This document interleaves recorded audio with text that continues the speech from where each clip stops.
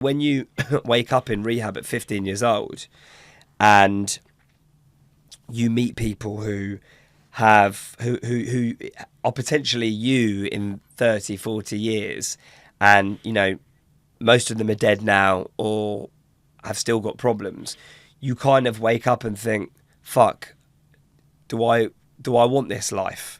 And I have to make a decision right now whether, is there another way out? How old were you when you realised that? So I was 15 when I went into rehab, which I always say to people is the birth of me. It's the real, when the real Josh came out. That was the inflection point of like, if I don't stop this, I'm heading into like, I will kill myself kind of thing, and I would have, because that's where I didn't see any way out. And then I fucked around for 3 years, basically. And that saying of fuck around and find out? Like, I found out. And by 19, I tried for 3 years, from the age of 15 to 19, I tried everything in my power to basically go against everything to try and still be the idiot that I could, but doing it my way.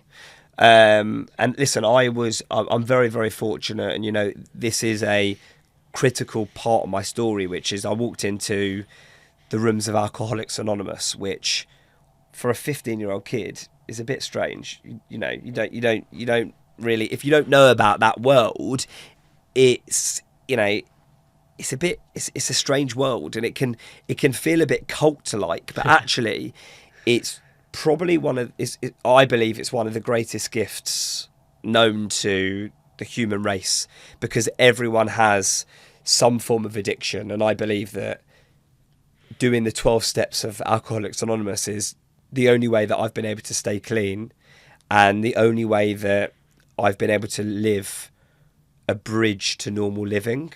And for 3 years I tried to go down other routes because I didn't want to go down that route.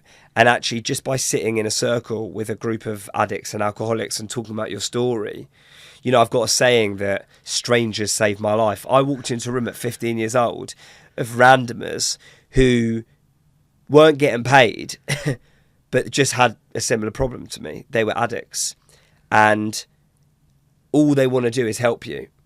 And they would come over and they'd give you a hug and they'd take your number, and then they would call you. And that's weird, and they would message you and they would say, like, are you all right? Do you need any help? I'm not used to that. And as English people, we're definitely not used to that.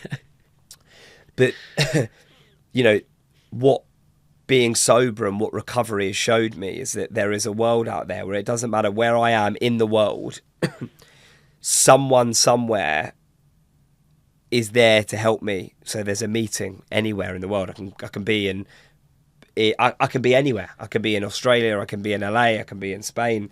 There are meetings there, and I can sit with other like-minded people who have got addiction issues. And addiction is a very big part of my journey. I mean, I am an addict through and through. I've got an addictive person, like a really bad addictive personality, that if I use it in the wrong way, it can take over my life and my mind and just consume me. And what I've learned is that just by doing these 12 steps and going to meetings, etc., I can basically live a normal life. And it's really, really difficult to explain if you're not an addict, but as someone that is an addict, from the second that you wake up to the second that you go to sleep, you're thinking about how can I feel this way? And today I use business and the gym and healthy eating and speaking about my life as an addiction, a healthy addiction.